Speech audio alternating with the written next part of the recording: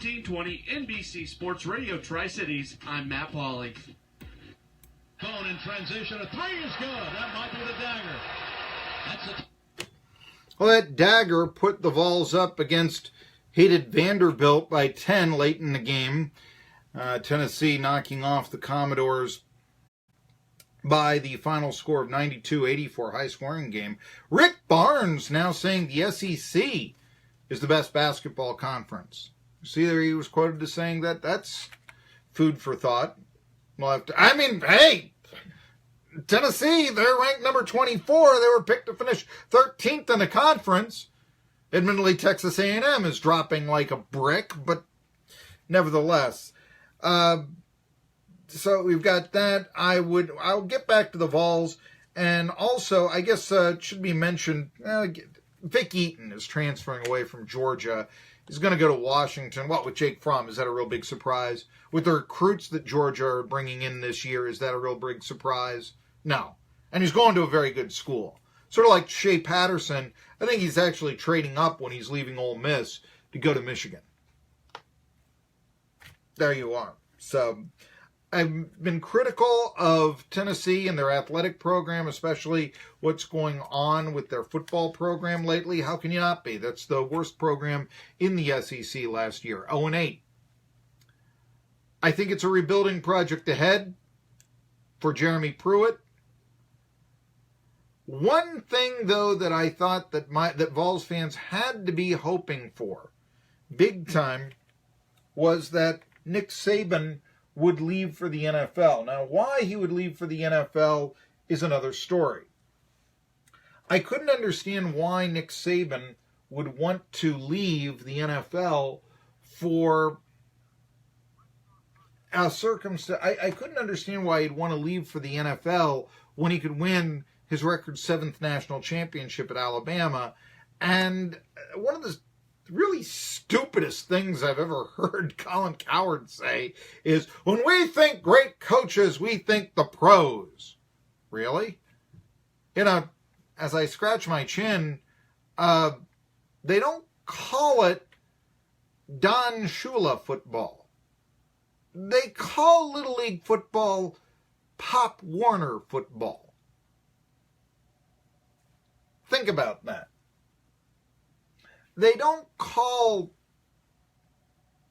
I don't think that Bobby Bowden has, or Lou Holtz, or anyone like that has a tough time being called a great coach. Now, I realize also in the case of Nick Saban, he was 15-17 in the pros, kind of like Steve Spurrier. Look what he did at Florida. Look what he did at Duke. Look what he did at South Carolina. Look what he did with the Washington Redskins. I really don't think Saban's style works well for a professional football player. I know he was a defensive coordinator for the Browns when Bill Belichick was a coach there, but the Belichick era in Cleveland was a failure. And frankly, I think that's where Saban gets a lot of his surliness from, but I just don't think it would serve him well in the NFL. It didn't the first time. I think he's a college coach. And why not be a great college coach? By the way, I was mentioning, do you really not think that Lou Holtz is a great coach? Look what he did with the Jets, 3-10. I mean, it wasn't, maybe if he'd stayed with the Jets, who knows? But, yeah, that wasn't going to happen for him. Some coaches have gone from college to pro. Tom Coughlin, he had some success at Boston College. Jimmy Johnson, obviously. Just talking about Bob Seifers in the last game that this man ever coached. Jock Sutherland was the first coach ever to go from college to pro football, and he had success at both levels. Paul Brown, national championship at Ohio State, changed the game of football in the pros. Cleveland established the Cincinnati franchise. It can happen. But I always think that Brown's greatness is because he won not only in the pros and was such an innovator and created a franchise, 2 of them as a matter of fact, but he also did win in college. He won in high school. Ohio State and Massillon, these are, Massillon Tigers are a nationally known high school program. Hard to argue against that. But anyway, the other thing with Saban when you're making $11 million with Alabama, I know that, John Gruden isn't even making that. 10 years, $100 million. How are you really want to outspend the Crimson Tide for 66-year-old coach who's surly? I don't think so. Who was a failure in his first attempt? I don't think so. The thing for Tennessee, though, is that I know, and it looks like Mike Pruitt is the front runner there to go to New England, or to go from New England to New York and coach the Giants now. And, I mean, Saban was thrown out there.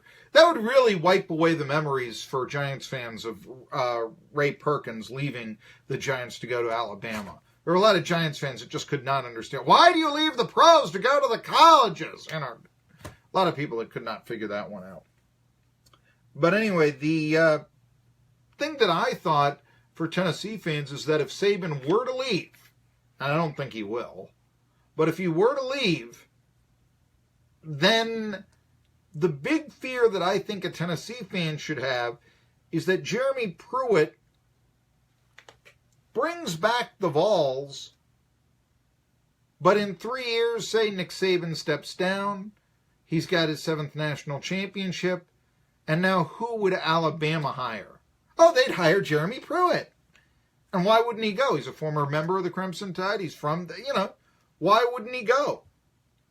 I thought the same thing that if Derek Dooley was a winner, why wouldn't he eventually go to Georgia?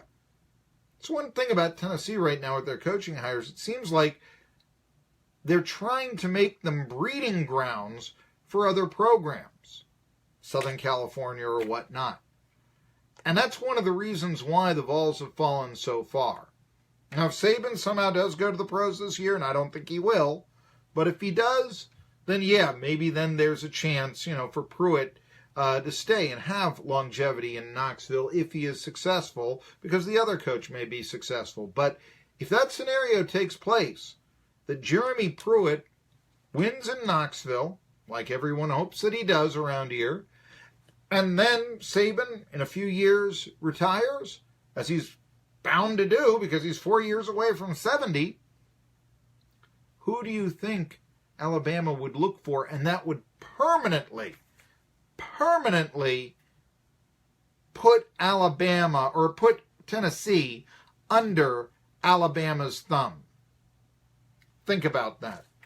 Trooper is weighing in here on Facebook Live. Says Dabo Swinney will be the next Alabama coach. Possibly. I could see something like that. And he's the one guy who says that he won't leave. But, what will he do at Clemson? And also, Dabo's stock, what will it be in a few years? Hey, it fell this year. Tough business, And I'll also tell you this, Dabo isn't the best game strategist, and he is oft criticized. Tri-City Sports Now. Happy hour, Tri-City Liquor and Irwin. Always stocking your